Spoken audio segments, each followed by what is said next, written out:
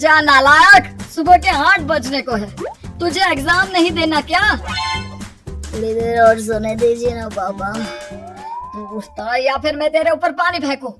रोज गधों की तरह सोता रहता है, पेपर की कोई टेंशन ही नहीं है। और एक हमारा समय था जब हम पेपर में फेल होने के डर से रात भर पढ़ा करते थे, सो ही नहीं पाते थे। तो क्या आप उसका बदला मुझसे लेंगे?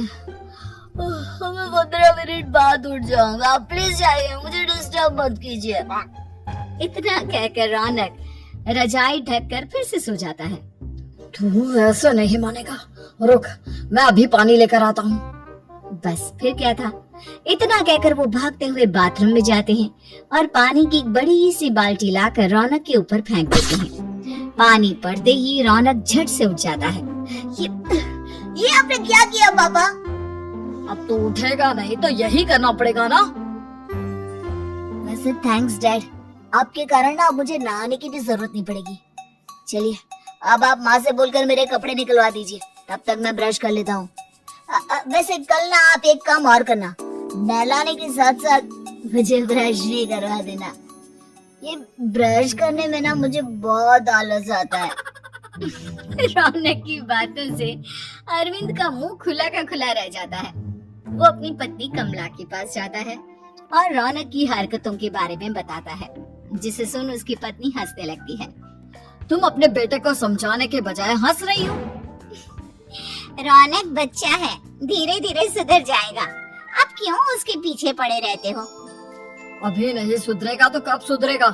10वीं क्लास में है रौनक, वो अब कोई बच्चा नहीं रहा। अरविंद के इतना बोलते ही वहाँ रौनक भी आ जाता है। क्या डैड, मैंने आपको एक काम दिया था, वो भी नहीं हुआ आपसे। अरे क्या हुआ बेटा?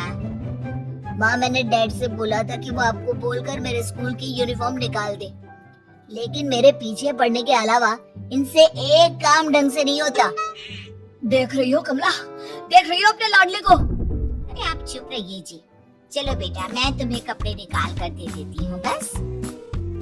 ऐसे ही साल पर साल बीतते जाते हैं, लेकिन रौनक के रवैये में कोई बदलाव नहीं आता। वो पहले से भी ज्यादा आलसी और पूरी तरह अपने माता पिता पर निर्भर हो जाता है। 2 साल बाद पता नहीं कहाँ गायब रहता है पूरे दिन, अब तक तो आ जाना चाहिए था। अरे आप इतनी फिक्र क्यों कर रहे हैं उसकी? दोस्तों के साथ खेल रहा होगा, आ जाएगा अभी। ये कोई टाइम है खेलने का? 10 बजने वाले हैं, इतनी रात में कौन खेलता है? कमला कुछ कहती उससे पहले ही रौनक वहाँ आ जाता है। मम्मी जल्दी से खाना लगा दो, बहुत भूख लग रही है। तुम्हें तब तक खाना नहीं मिलेगा जब तक तुम बता नहीं देते कि इतनी रात गए कहाँ से आ रहे हो। ओह प्लीज डैड, अब आप एसी पे प्रद्युमन बनकर मेरे सर पर बंदूक लेकर मत बैठ जाना। ये फालतू की बकवास बंद कर और बता कहाँ से आ रहा है। माँ अब समझाइए ना डैड को। बता देना बेटा, इनको भी तसल्ली हो जाएगी। आप बोल रही हैं तो बता देता हूँ। मैं दोस्तों के साथ मूवी देखने गया था, इसलिए देर हो गई। तू इन सब चीजों में मेरे पैसे उड़ाता है? कभी 1 रुपया कमाने के बारे में सोचा है तूने? जब देखो हवा की तरह पैसे उड़ाता रहता है। माँ अब आप इन्हें चुप करा दीजिए, वरना ना मुझे गुस्सा आ जाएगा। अच्छा क्या कर लेगा? बता ना क्या कर लेगा तू? वैसे बात तो ठीक ही है, मैं कर ही क्या सकता हूँ। पैसे तो फिर भी मैं आपसे ही मांगूंगा ना। चलिए अब ये सब बात छोड़िए और मम्मी मेरे लिए खाना लगा दीजिए। अभी लगा देती हूँ बेटा। मैं बता रहा हूँ कमला, एक दिन ये ऐसे ही बिगड़ जाएगा। ओफो, आप क्यों इतना पीछे पड़े रहते हो मेरे बच्चे के? बात की बात में देखेंगे, अभी आप शांति से उसे खाना खाने देंगे। अगले दिन, डैडी मुझे 10,000 रुपए चाहिए। हाँ? अब इतने पैसे क्यों चाहिए तुझे? डैड आप बिना सवाल किए कभी पैसे नहीं दे सकते क्या? जब तक तू बताएगा नहीं तुझे पैसे भी नहीं मिलेंगे। अरे अब आप अपने बेटे को पैसे भी नहीं दे सकते? नालायक, तेरी उम्र के लोग नौकरी करते हैं और एक तू है जो नौकरी करने का नाम ही नहीं लेता कभी। आप लोगों के होते हुए भला मैं नौकरी क्यों करूं? अरे हम कब तक पैसे देंगे तुझे? तुझे भी तो अपने पैरों पर खड़ा होना होगा ना। कौन सा उधार के पैरों पर खड़ा हूँ? अपने ही तो पैरों पर खड़ा हूँ मैं। इसी तरह रौनक दिन प्रतिदिन लापरवाह होता जाता है। उसकी लापरवाही को देखते हुए अरविंद और कमला अपने बेटे की शादी कराने का फैसला लेते हैं और 1 महीने के अंदर अंदर ही रौनक की शादी मेघा नाम की लड़की से करा देते हैं। शादी के कुछ दिन बाद, रौनक, मुझे एक अच्छी सी साड़ी चाहिए, आप ला दोगे ना? हाँ, क्यों नहीं। कितने तक की आती है साड़ी? यही करीब 5,000 तक की। तुम चिंता मत करो, मैं आज ही डैडी से पैसे मांगकर तुम्हारे लिए साड़ी ले आऊंगा। आप कब तक ऐसे ही अपने पापा से पैसे मांगते रहेंगे? कोई अच्छी सी नौकरी क्यों नहीं कर लेते आप? अरे डैड के होते हुए मुझे नौकरी करने की जरूरत ही क्या है? पर आप ऐसे कब तक उनसे पैसे मांगते रहेंगे? कुछ आपको अपने दम पर भी तो करना होगा ना। अब तुम भी बाकी लोगों की तरह मुझे ज्ञान देना शुरू मत कर देना। साड़ी चाहिए ना तुम्हें, मिल जाएगी बस। इतना कहकर रौनक अपने पिता से पैसे मांगने चला जाता है। डैडी, मुझे 5,000 रुपया चाहिए। अब 5,000 क्यों चाहिए तुझे? वो मेघा को साड़ी चाहिए थी। अरविंद आगे बिना कुछ कहे चुपचाप उसे पैसे निकाल कर दे देता है। कुछ दिन बाद, तुम्हें नहीं लगता कमला, रौनक हम पर पहले से भी ज्यादा डिपेंड हो गया है? मुझे तो अब उसके भविष्य की चिंता होने लगी है। कल को हमें कुछ हो गया तो वो क्या करेगा? काश तुमने पहले ये सोच लिया होता तो आज हमारा बेटा इतना लापरवाह नहीं होता। तब मुझे कहाँ पता था कि मेरा लाड प्यार उसे इतना बिगाड़ देगा कि वो इस हद तक लापरवाह बन जाएगा। कोई बात नहीं, अभी भी देर नहीं हुई। मुझे पता है उसे कैसे सुधारा जा सकता है। कैसे? अरविंद कुछ कहता उससे पहले रौनक वहाँ आ जाता है और पैसों के लिए हाथ फैलाने लगता है।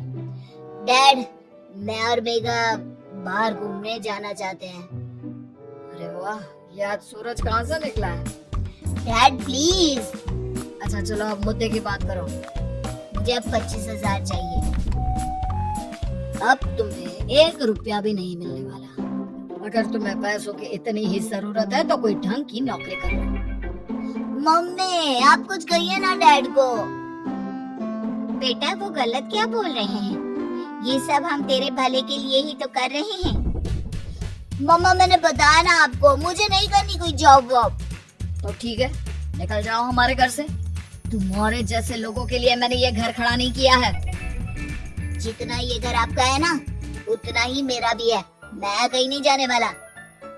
जाना तो पड़ेगा ही तुझे, क्योंकि अब मैं तेरा कोई भी खर्चा नहीं उठाने वाला।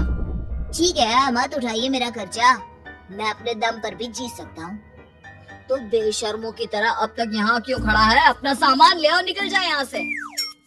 रौनक पैर पटकते हुए वहाँ से चला जाता है। घर से निकालना जरूरी है क्या उसे? बिना पैसों के कौन रखेगा उसे किराए पर? अगर उसका भविष्य सुधारना है तो हमें अपने दिल पर पत्थर रखकर ये कदम उठाना ही होगा।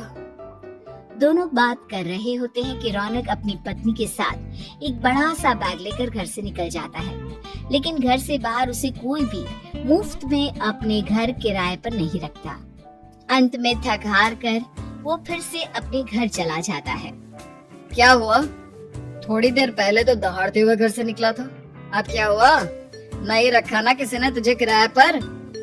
डैड प्लीज, मैं कुछ दिनों में कोई अच्छी सी नौकरी शुरू कर दूंगा। आप तब तक तो हमें रख लीजिए प्लीज। सुबह से रात हो चुकी है लेकिन कोई हमें रखने को राजी नहीं है। अब आप ही बताइए, इतनी रात को मैं मेघा को लेकर कहाँ जाऊंगा? ठीक है ठीक है, बहू की वजह से मैं तुझे घर पर रख रहा हूँ, लेकिन तू इस घर में एक बेटे की नहीं बल्कि एक किराएदार की हैसियत से रहेगा। 3 महीने है तेरे पास।